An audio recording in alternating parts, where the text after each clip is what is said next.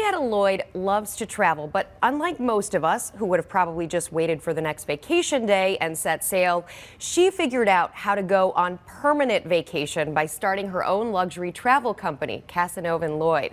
Now she is the one in charge of designing and taking some of the best vacations in the world. I want to welcome Henrietta Loyd.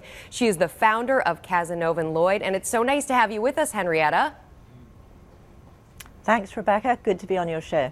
So this sounds like a dream come true to me. I love to travel, and I would love to make it more of a part of my work life, at least to beautiful destinations like the ones you go to. How did you get started? Passion was travel was a passion of mine from when I was a child, and I decided to turn my passion into my job and my lifestyle. And I'm sure that... And I was able to travel a lot as a child. You were able to travel a lot. So when you first set out to... When I was a child. To design these master vacations, the most luxurious vacations in the world, what areas did you focus on? We started with Africa, and then we moved to Latin America and Asia, and we decided to go to continents that we felt that we could add value, that weren't very easy to organize your own travel on your own. And this is 21 years ago when I started Cazenove and Loyd. 21 years ago. These are some pretty luxurious trips, and I'm sure that you get a certain clientele with big demands, shall we say. What is the most outrageous thing someone has asked for on a trip? The most outrageous thing someone's asked for is, well, I mean, there are reams and reams, but I think one of the best things we ever did was when we arranged for Father Christmas to be in a desert in India so that their children could experience Christmas on Christmas Day. I wish we had a picture of that in the desert. In the desert. So you had to get Father Christmas. So that was probably one of the things we... You had to get Father Christmas from the North Pole to the desert on Christmas Day. Exactly, exactly. So we satisfied all the children's wishes. Well, one big travel topic that everyone is talking about right now, of course, is Cuba because of what the president had to say in his State of the Union address this week. Take a listen.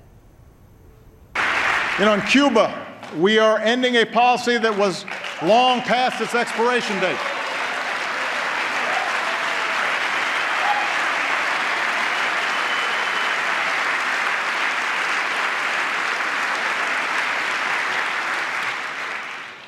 When what you're doing doesn't work for 50 years, it's time to try something new.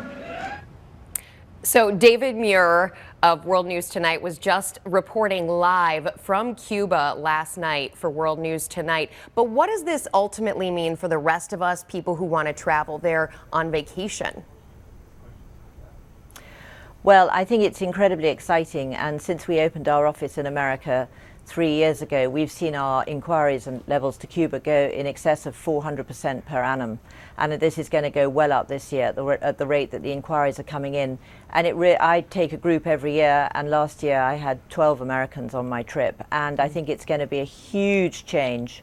I think what Cuba is facing, though, is that the demand is so great that they're going to find it a problem to service the demand in the next few years anyway. They'll have to build new hotels, new entryways into the country. Probably the people, and I'm just guessing here, but the people that you were taking from the U.S. to Cuba last year were having to fly to Toronto or something like that and then flying to Cuba. Correct, and that will ease up. So the permits, which cost in the region of about $800, and they're people-to-people permits, we understand that it'll be more like an affidavit, and I think that'll cost in about the region of $100. So that will become much easier for travel to Cuba. What is your understanding at this point of what's kosher for travelers versus what is not from the U.S.? Well, at the moment, I think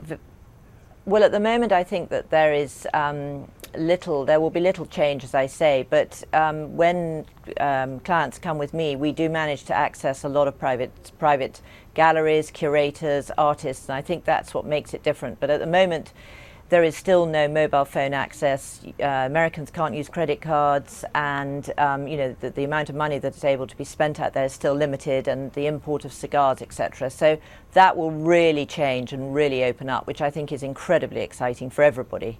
One of the complaints or criticisms of what might happen when Cuba opens up to the United States is that this isn't the benefit is not going to trickle down to the people, that the people themselves will not see the benefit of an increase in tourists and, for example, American dollars. What do you see on the ground happening there? I think at the moment that's absolutely right, and I think and hope obviously that that will change, and I'm sure when the American embassy opens in Havana that hopefully that everything will benefit the Cubans far more than it is at the moment. So let's say you are planning that trip to Cuba. What are the top 3 off the beaten path cool things to do while you're there? 3 cool things that we think are to do. First of all, the art is quite phenomenal. So we do, as I said, we have dinners with artists in their homes, and they're so welcoming and really want to show off their work. These are normally artists that don't have their work outside of Cuba, because obviously quite a lot are recognized now in the US and worldwide. We're encouraging people to go to the northeast of the island, where it's very unspoilt, really, really unspoilt, very beautiful. And thirdly, I think the whole ballet and dance and music, I mean, Cuba is so alive and people are just so incredibly friendly. And the key thing that I've always felt in all the 4 years I've been going is managing expectation, and that is the #1 top of our priority when we're selling trips. #1 thing you should eat while in Cuba, Henrietta? Well, lobster, but definitely a lot of mojitos. Mojitos, yes. And we were hearing, I heard from Jim Avila last night, I think it's a shot of rum there is 80 cents or something like that. So the mojitos are not going to be the New York City, Chicago, LA price mojitos at $15 a pop. Definitely not. Definitely not. Henrietta Loyd, thank you so much for joining us today. Thank you.